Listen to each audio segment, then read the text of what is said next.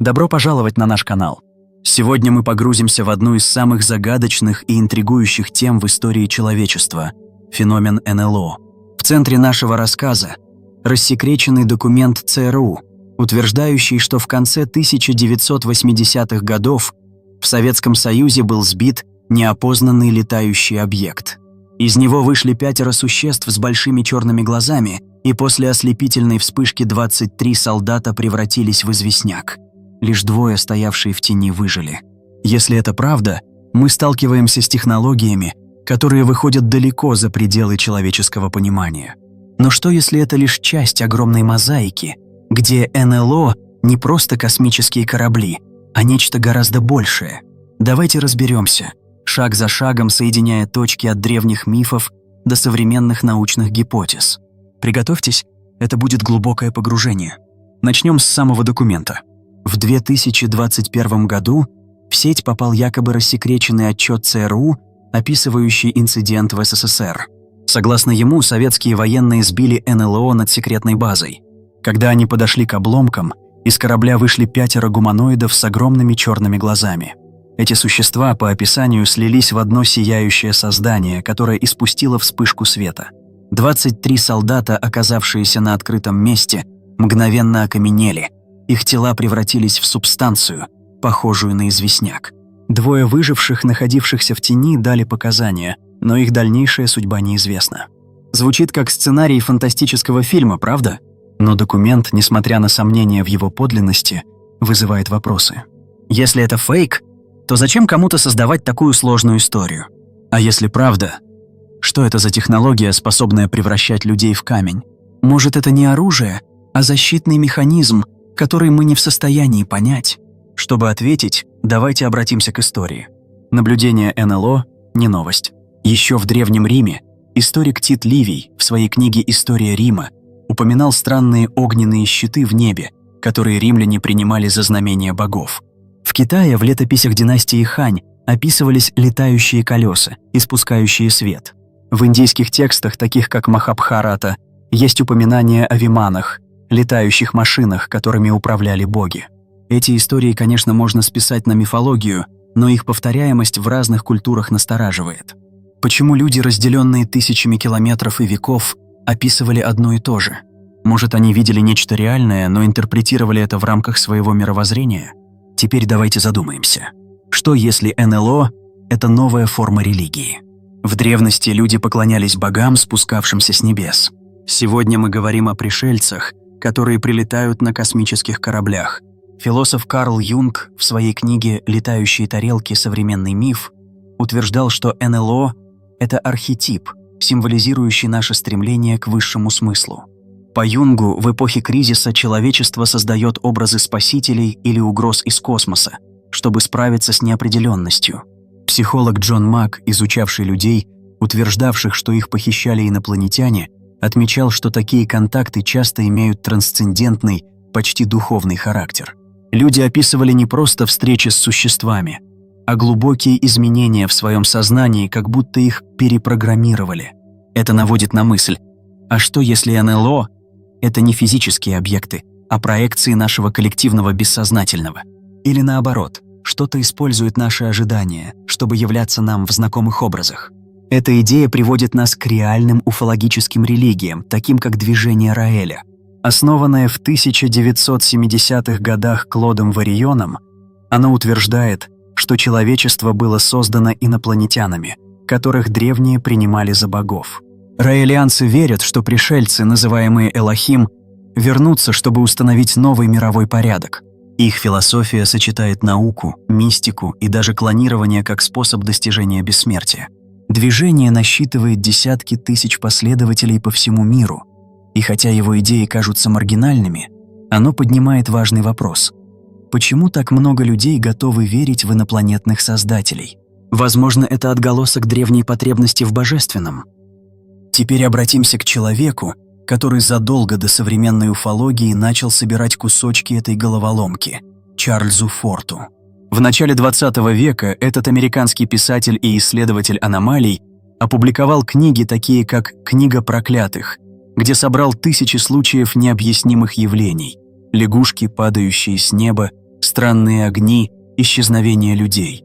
Форд отвергал официальную науку, считая ее слишком догматичной, и предполагал, что Земля может быть фермой для неких высших существ, которые наблюдают за нами.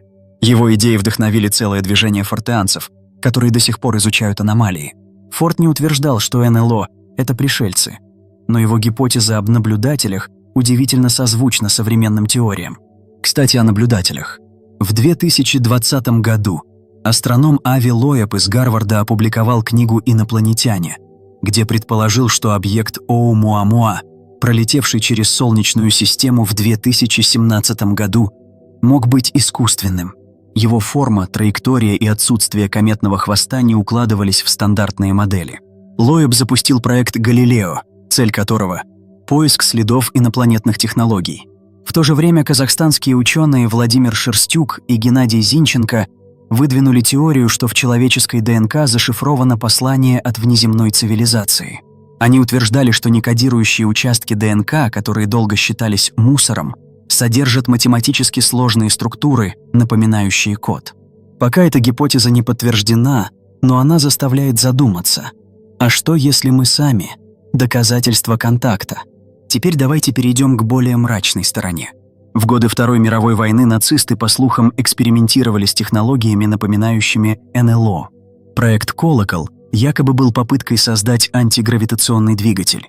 Описание этого устройства – металлический аппарат в форме колокола, испускающий радиацию – звучат как фантастика, но некоторые исследователи считают, что нацисты могли получить доступ к неким знаниям, возможно, через оккультные каналы. Существуют также теории о секретных базах в Антарктиде, где якобы скрывались остатки Третьего рейха, продолжая разработки. Доказательств мало, но архивы нацистских ученых, захваченные союзниками, содержат намеки на необычные проекты. Еще более провокационна теория о сделках США с инопланетянами. С 1980-х годов уфологи, такие как Боб Лазар, утверждали, что американское правительство владеет внеземными технологиями и даже сотрудничает с пришельцами, обменивая технологии на разрешение проводить похищения людей. Лазар, например, заявлял, что работал в зоне 51 над изучением инопланетных двигателей. Его рассказы полны противоречий, но интерес к ним не угасает. В 2023 году бывший сотрудник разведки Дэвид Груш на слушаниях в Конгрессе США заявил, что правительство скрывает доказательства наличия нечеловеческих объектов. Это вызвало бурю обсуждений, хотя скептики указывают на отсутствие твердых улик. Культурная роль НЛО тоже изменилась. Если в 1940-х годах летающие тарелки были сенсацией, то сегодня они – часть массовой культуры, от мемов до серьезных дебатов в Конгрессе. В 2021 году Пентагон опубликовал отчет, признав, что 144 случая наблюдений неопознанных аномальных явлений не имеют объяснения. Это был переломный момент. НЛО перестали быть только темой для маргиналов. Но почему именно сейчас? Возможно, это связано с ростом недоверия к властям или с тем, что мы, как общество, ищем новые смыслы в эпоху технологических и экологических кризисов. Вернемся к древности. Многие мифы описывают богов, спускавшихся с небес, или ангелов, которые взаимодействуют с людьми. В Библии, например, есть упоминание о колесницах огненных и колесах в колесах, которые уфологи интерпретируют как описание НЛО. Фатимское явление 1917 года, когда тысячи людей в Португалии видели танцующее солнце и фигуру Девы Марии, некоторые исследователи считают массовым наблюдением НЛО, замаскированным под религиозное чудо. Это подводит нас к гипотезе: НЛО адаптируются к культурному контексту. В средние века их принимали за ангелов, в XIX веке-то за дирижабли, а сегодня за космические корабли. Что, если эти явления не статичны, а динамичны, подстраиваясь под наши ожидания? В финале давайте зададимся вопросом: а что, если все это правда? Что, если мы действительно не одиноки, и Земля – часть грандиозного эксперимента? Возможно, те, кого мы называем пришельцами, тысячелетиями наблюдали за нами, влияя на нашу эволюцию, культуру, даже ДНК.